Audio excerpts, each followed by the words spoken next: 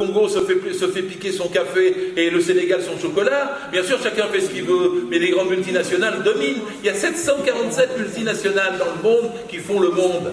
Et il y a 27 hommes qui possèdent plus que 3,5 milliards d'humains. Donc, ah oui, c'est ce que je suis en train de te dire. C'est qu'il n'y a pas d'issue nationale. Bien sûr que si. Non. Voilà.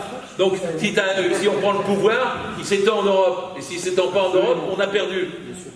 Et donc, oui, on veut prendre l'Islande, il y a 300 000 habitants, ils y arrivent. Ah bah ouais, 300 000 habitants, je te le fais aussi, oui. 320 000. Alors, quand ils sont trop petits, c'est pas bien, mais quand ils sont trop non, petits, c'est pas bien. mais 320 000 habitants, tu peux parfaitement t'extirper en partie dans tes modes de discussion. Écoute, de 6 milliards, 7 milliards d'humains, tu peux pas me comparer ça.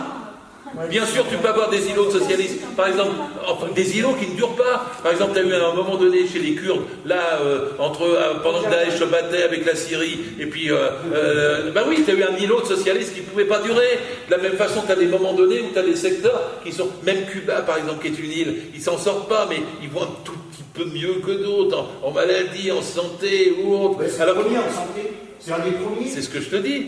Et donc pourquoi? Parce qu'ils sont un peu plus à gauche, c'est une gauche au pouvoir, mais ils n'auront jamais le socialisme, Cuba, sans révolution mondiale. Tu ne peux pas faire le socialisme dans une île de 9 millions d'habitants, il y a besoin d'acier, de technologie, d'ordinateurs, et tu ne peux pas t'en sortir. Vous savez, la contre-révolution en Russie, c'est le jour où Staline a dit qu'il fallait le socialisme dans un seul pays. Tu m'écoutes? La contre-révolution en Russie, c'est quand Staline a dit qu'il faut le socialisme dans un seul pays. C'est la base de la contre-révolution bureaucratique.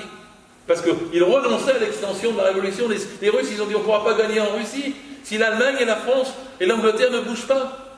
C'était l'attitude des bolcheviks. Et Staline a renoncé à dire ça, c'est pas un problème. Mais le problème, c'est qu'ils ont eu tous les mots à l'intérieur, et pour régler le problème, il fallait matraquer, il fallait interdire, il fallait un parti unique, il fallait une répression, etc. Et une case bureaucratique qui se servait, parce que c'était dans une seule frontière. Et si tu exploses pas les frontières, tu as le stalinisme, le socialisme, l'intérêt aussi de se battre en disant nous allons arriver, nous, au pouvoir, en France, à gauche, nous allons faire 1800 €, 60 ans, là, on va redistribuer les richesses, on va taxer les riches, on va faire qu'on protège effectivement les entreprises, on va avoir un droit du travail, par exemple rétablir le droit du licenciement. Moi je suis tellement pour. Tu rétablir le droit du licenciement, contrôlé par l'État. Eh bien, Ford, il ne ferme pas Ford. Parce que tu dis aux gars, on ne veut pas que tu les licencies. Résultat, il est obligé de payer les salaires tous les mois. Au bout d'un an, il vient à genoux t'implorer de négocier pour te donner son usine pour 1 €. Tu comprends? Moi, j'ai vu ça dans une imprimerie à Dossel, la plus grande imprimerie d'Europe, 200 mètres de long, la machine, elle faisait tout, les papiers, les cartons, des trucs en or, machin, etc. 200 mètres, etc. Le Finlandais a décidé de la transporter en Malaisie.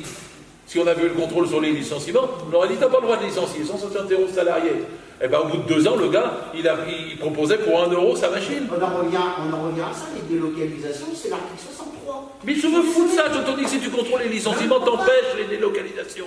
Personne en Europe nous empêchera de contrôler les licenciements. Et je t'explique comment tu peux empêcher les fermetures de boîtes en contrôlant les licenciements. Avec une loi française de chez Franchouillard. Avec des inspecteurs du travail en nombre, avec des sanctions là aussi. C'est tout. J'ai besoin de précision si je comprends. Ça va, vous ne trouvez pas que je m'emporte tôt, sinon... Non, pas du tout. Je ne suis pas d'accord avec toi.